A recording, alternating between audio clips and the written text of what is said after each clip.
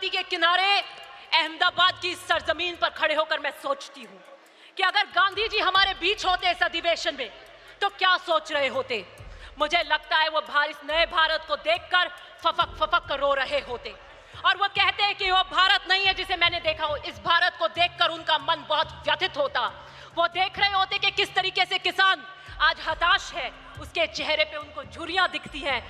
किस तरीके से मजदूर जो अपने हाथों की चोट लिए उम्मीद का संगीत बजाता है, आज उसको किस तरीके से हताश पे कर रखा है।